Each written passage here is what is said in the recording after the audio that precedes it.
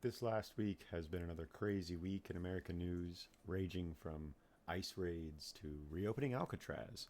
With much uncertainty within the U.S., NBC's Meet the Press had an interview covering his first 100 days in office, and many moments left Americans with great pause, including myself. I'm just an ordinary Joe, and this is Trump's insane interview. When does it become the Trump economy? It partially is right now, and I really mean this. I think the good parts are the Trump economy, and the bad parts are the Biden economy, because he's done a terrible job. He did a terrible job on everything.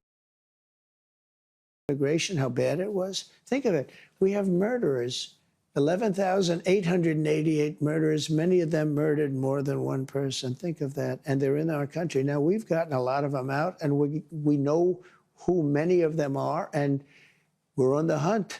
But why would anybody do that? Already we have a big problem here with Trump's blatant lying, or at the very least smearing of the truth. When you go to the Customs and Border Protections page on criminal alien statistics, in the past 5 years there have only been 189 convictions for homicide or manslaughter.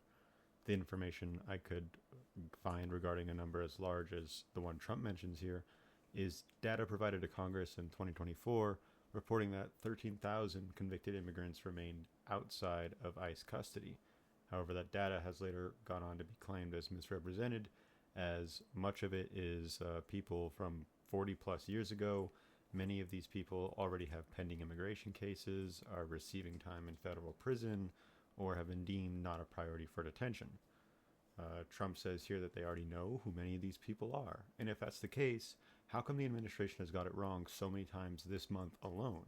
I mean, last week, an unmarked ICE agents raided the home of U.S. citizens, forcing their kids out into the rain in their underwear, while seizing their electronics and entire life savings. All the while, ICE agents had a warrant for someone who didn't even live there. Let's move on. Well, prices are already going up on some popular items, tires, strollers. This is such a dishonest interview already. Prices are down on groceries. Prices are down for oil. Once again, this isn't true. I can not only say from personal experience of going to the store for the past 2 months that prices have only gotten higher on the things that I buy, but also the Bureau of Labor Statistics even says that everything apart from fruits and veggies has gone up in price in the past year. Even sources like the NIQ show very similar trends. No, and your Attorney General has said the issue is with that word facilitate. Will you seek clarification from the Supreme Court? Do you need to go back to the Supreme Court? We may do that. I was asking about that. We may do that. There are some people that say, bring them back, put them in trial, and you get them out right away, because you see what happened just this morning. Tapes came out, horrible tapes from his wife. You don't get much worse than that.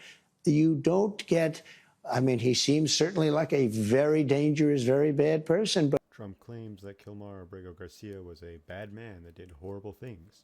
However, Trump is purposefully being vague here, because just last week he got caught for believing that a photoshopped image of Garcia's tattoos were his actual tattoos that clearly stated the characters MS13 on his knuckles.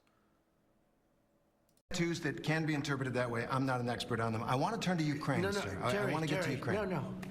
No.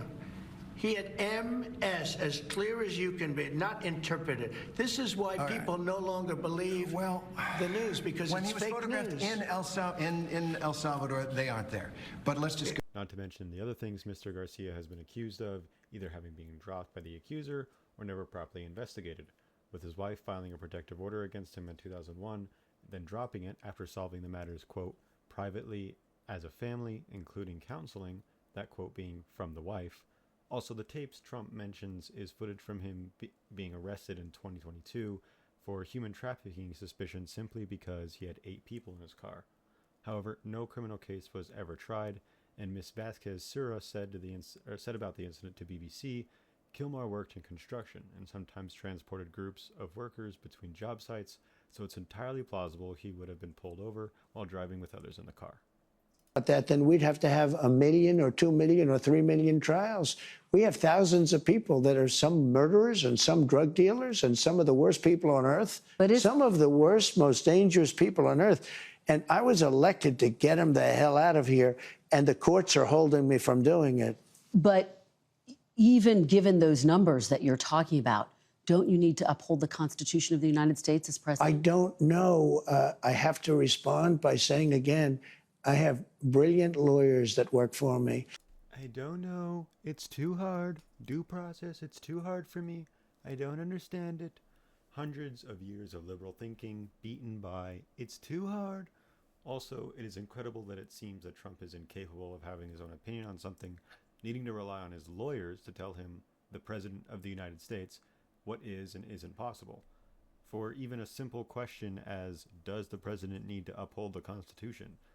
And for those wondering, yes, the Fifth Amendment does not specify anywhere that it applies only to citizens and only mentions persons or person, meaning that due process must be upheld. And even if it didn't, even if it only mentioned citizens, there is no way for a person who is wrongfully taken to prove their identity without due process. Many people have been killed, maimed, badly hurt by illegal immigrants that came over that are from prisons and from jails and from mental institutions, and they're hurting our people. And if we don't get them out, we're not going to have a country for long.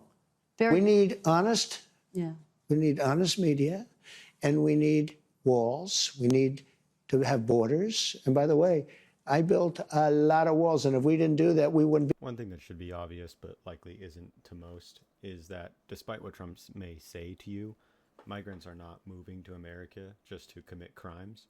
The risk for them is so much higher, and the punishment for those crimes are significantly increased. More than that, research data by Stanford University suggests that migrants are 60% less likely to commit crimes, and investigations done by the New York Times and the Marshall Project found no link between undocumented migrants and the rise in violent crime in communities said to house large amounts of immigrants. On his claims about the wall, well, I mean, you can go look at it for yourself. It's more of a glorified fence. The Democrats don't want to approve anything. All they want to do is knock out a tax bill. We're trying to get approved right now the biggest tax cut in the history of our country. And if it doesn't get approved, it's a 68% tax increase, and that's what the Democrats want. They want a 68% tax increase.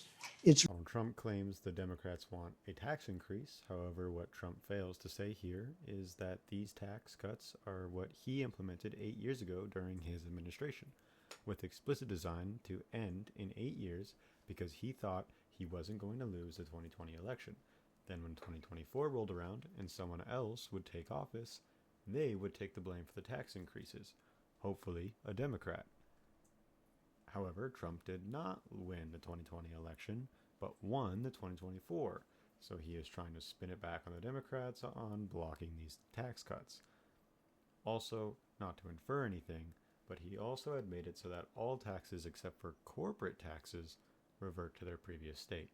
But you should ask some positive things like, sir, it's amazing what you've done with gasoline. Because you know what? Gasoline's big business. A stroller is not big business. To this question, Mr. President, you said you wanted to unify the country. Does going after political foes undercut that goal? No, not at all. No, we want honest people. I think it is apparent to me that the age of subtlety is over. No hesitation, no sugarcoating. He just asks, why don't you ever glaze me? Why don't you ever ask me something nice? Like, what does he want? Does he want people to go, oh, glorious King Trump, tell me about how great you're doing. Tell me about fracking. Tell me about how you're deregulating my safety. And tell me about the golf tournament. I hope you won. Like, that isn't the point of journalism. The point is to be contentious and to get information out of people, to reveal the truth. Or, you know, it isn't to just sit there and be a personal puff piece. They're going to have to see some results. And I think we had a great 100 days. There are a lot of people that say it was unprecedented. It was an absolutely unprecedented 100 days. And I hope that they're going to be right. A way with words Donald Trump certainly has. It certainly was an unprecedented 100 days, but I think he is misinterpreting what people are saying about the future, as several economists have come out criticizing the tariffs and the implementation of them. But Donald Trump has clearly become very comfortable lying, not just to himself, but to the American people. But regardless of that, I hope this has managed to inform some of you, and have a good night.